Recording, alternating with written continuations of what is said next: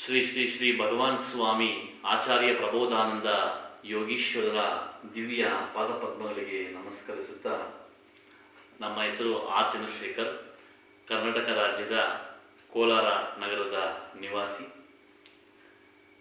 ನಮಗೆ ನೀಡಿರುವ ವಚನ ದ್ವಿತೀಯ ದೈವ ಗ್ರಂಥದಲ್ಲಿನ ಲೂಕಾ ಸುವಾರ್ತೆಯ 12ನೇ ಅಧ್ಯಾಯದ ಲೂಕಾ ಸುವಾರ್ತೆಯ 25ನೇ ವಚನ.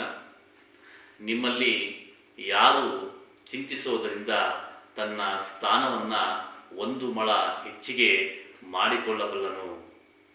ಈ ವಾಕ್ಯದ ವಿವರಣೆ ಹೀಗಿದೆ: ಮಾನವನು ತನ್ನ ಬುದ್ಧಿವಂತಿಕೆಯಿಂದಲೇ ಎಲ್ಲವನ್ನ ಮಾಡುತ್ತಿದ್ದೇನೆಂದು ಅಂದುಕೊಂಡಿದ್ದರೂ ಅವನಿಗೂ ಮತ್ತು ಅವನ ಬುದ್ಧಿವಂತಿಕೆಗೂ ಕೂಡ ಸಂಬಂಧವಿಲ್ಲ.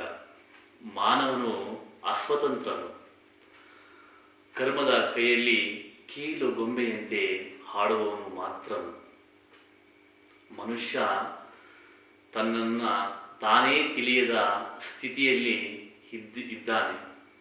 ದೇವರು ನಿರ್ಮಿಸಿದ ನಿರ್ಮಾಣದ ಪ್ರಕಾರ ದೇವರ ಕೈಯಲ್ಲಿ ಕರ್ಮದ ಕೈಯಲ್ಲಿ ಮನುಷ್ಯ ಕೀಲು ಗೊಂಬೆಯಂತೆ ಕದಲುವನು ಮಾತ್ರನೇ.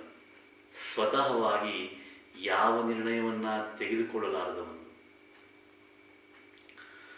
ಮನುಷ್ಯ ಎಷ್ಟೇ ಬುದ್ಧಿಯನ್ನ ಉಪಯೋಗಿಸಿದರೂ, ಎಷ್ಟೇ ಯೋಚಿಸಿದರೂ ತನ್ನನ್ನು ತಾನು ಹೆಚ್ಚಿಸಿಕೊಳ್ಳುವುದಾಗಲಿ ತಗ್ಗಿಸಿಕೊಳ್ಳುವುದಾಗಲಿ ಮಾಡಲಾರದ ಅಸ್ವತಂತ್ರನು. ಪ್ರತಿಯೊಬ್ಬ ಮನುಷ್ಯ ತನ್ನನ್ನು ತಾನು ತಿಳಿದುಕೊಂಡು ತನ್ನ ಶಕ್ತಿ ಎಷ್ಟು ಎಂದು ಯೋಚಿಸಿಕೊಂಡರೆ ತಾನು ಅಲ್ಪವಾದವನು, ತನಗಿಂತಲೂ ಏಳಲಾರದಷ್ಟು ಅಧಿಕನಾದವನು ದೇವರು ಇದ್ದಾನೆಂದು ತಿಳಿಯಬಲ್ಲದು. ನಮಸ್ಕಾರ.